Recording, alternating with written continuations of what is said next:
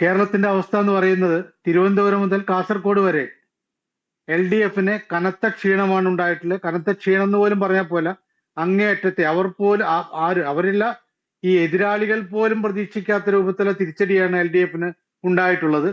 അത് സ്വാഭാവികമായിട്ടും ഭരണവിരുദ്ധ വികാരത്തിന്റെ ഭാഗം തന്നെയാണ്. അതിലേറ്റവും കൂടുതൽ ഇപ്പൊ നമുക്കറിയാവുന്ന പോലെ മൊത്തം സീറ്റുകളുടെ എണ്ണം നോക്കിക്കഴിഞ്ഞാൽ UDFനാണ് കാര്യമായിട്ടുള്ള നേട്ടം ഉണ്ടാക്കാൻ കഴിഞ്ഞുള്ളത്.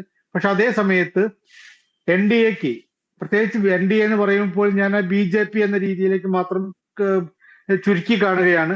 BJPയുടെ പ്രവർത്തനം വളരെ കൃത്യമായ രൂപത്തിൽ എല്ലാ സ്ഥലങ്ങളിലും, ഞാൻ ഇതുമായി ഈ തെരഞ്ഞെടുപ്പ് ഘട്ടത്തിൽ പോയ സ്ഥലങ്ങളിലെല്ലാം വളരെ ശുഷ്കാന്തിയോട് കൂടിയിട്ട് വളരെ കൃത്യമായ രൂപത്തിലുള്ള കരുനീക്കങ്ങളുമായിട്ട് NDAക്ക് BJPക്ക് പോകാൻ കഴിഞ്ഞു. അതിന്റെ നേട്ടം അവർക്ക് കൃത്യമായിട്ടുണ്ടായിട്ടുണ്ട്. ചില മണ്ഡലങ്ങൾ, ചില ബൂത്ത് വാർഡുകൾ പിടിച്ചെടുക്കണമെന്നുള്ള ലക്ഷ്യത്തോടു കൂടി നീങ്ങുകയും അവിടെ പിടിച്ചെടുക്കുകയും ചെയ്യുന്ന കൗതുകമാണ്. ഞാൻ പോലും പ്രതീക്ഷിക്കാത്ത ഒരു നേട്ടം ഉണ്ടായത് കോഴിക്കോട് കോർപ്പറേഷനിൽ കഴിഞ്ഞ തവണ സ്ഥിരം CPMന്റെ മണ്ഡലമാണ്. കഴിഞ്ഞ തവണ കോഴിക്കോട് മേയർ ജയിച്ച സ്ഥലമാണ്, ബീന ഫിലിപ്പ് ജയിച്ച സ്ഥലമാണ്. ആ വാർഡ് ഡിവിഷനിൽ പോലും BJPയുടെ സ്ഥാനാർത്ഥിയായിട്ട് മുൻ കൗൺസിലർ കൂടിയായിട്ടുള്ള റിനീഷ് അവിടെ മത്സരിക്കുമ്പോൾ ഞാൻ പലപ്പോഴും റിനീഷിനോട് ഉൾപ്പെടെ ചോദിച്ചാണ് ഇതിൽ കാര്യമുണ്ട്, ജയിക്കാൻ സാധ്യതയുള്ള സ്ഥലത്ത് എന്തിനാണ് മത്സരിക്കുന്ന രൂപത്തിൽ ചോദിച്ചു. പക്ഷെ അവിടെയൊക്കെ മത്സരിച്ച് ജയിച്ചു എന്ന് പറയുന്നത് കൃത്യമായിട്ടും നമുക്ക് മനസ്സിലാക്കാവുന്ന പ്രവർത്തനത്തിന്റെ ഗുണമാണ്. പല സ്ഥലങ്ങളും BJP പിടിച്ചെടുത്തിട്ടുള്ളത് ഇതേ രീതിയിലാണ്.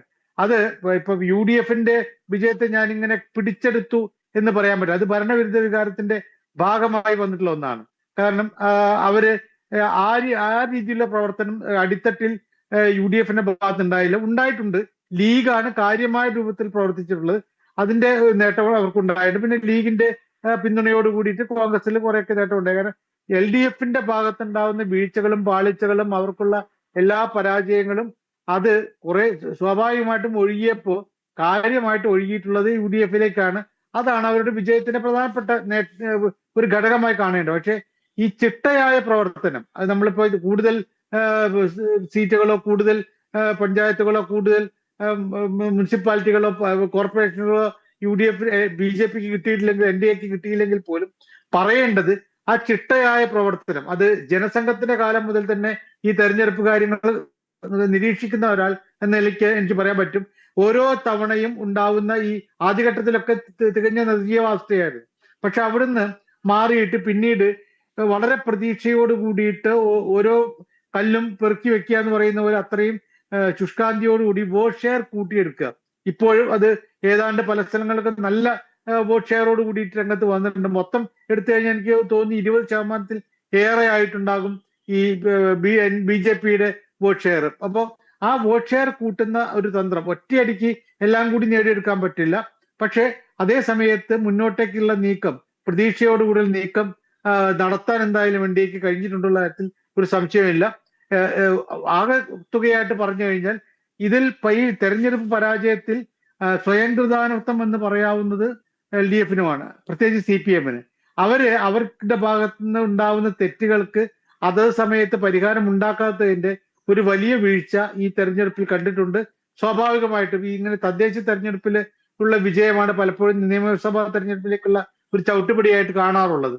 ലോക്സഭാ തെരഞ്ഞെടുപ്പിൽ നമ്മൾ തികച്ചും വ്യത്യസ്തമായിട്ടാണ് കാണാറുള്ളത്. അപ്പൊ ഇവിടെ ഇപ്പൊ നോക്കുമ്പോൾ ഗ്രാമപഞ്ചായത്തുകളുടെ കാര്യത്തിലാണെങ്കിലും ബ്ലോക്ക് പഞ്ചായത്തുകളുടെ കാര്യത്തിലാണെങ്കിലും ജില്ലാ പഞ്ചായത്തുകളുടെ കാര്യത്തിലാണെങ്കിലും ഈ കോർപ്പറേഷനുകളുടെ കാര്യത്തിലാണെങ്കിലും മുനിസിപ്പാലിറ്റികളുടെ കാര്യത്തിലാണെങ്കിലും ഇവിടെയെല്ലാം ഒരേപോലെ LDFന് പരാജയം ഉണ്ടായിരിക്കുന്നു.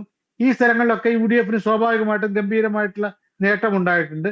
ഇവിടെയൊക്കെ കാര്യമായിട്ട് ഈ എല്ലാ സ്ഥലങ്ങളിലും കാര്യമായിട്ടുള്ള ഒരു മുന്നേറ്റം ഉണ്ടാക്കാൻ NDAക്ക് കഴിഞ്ഞിട്ടുണ്ട് എന്നുള്ളതാണ് ഇപ്പൊ പൊതുവെ കാണുന്ന ചിത്രം. അത് പ്രവർത്തനത്തിലെ വ്യത്യസ്തത, പ്രവർത്തനത്തിലെ കാര്യക്ഷമതയൊക്കെയാണ് നമ്മളെ ബോധ്യപ്പെടുത്തുന്നത്.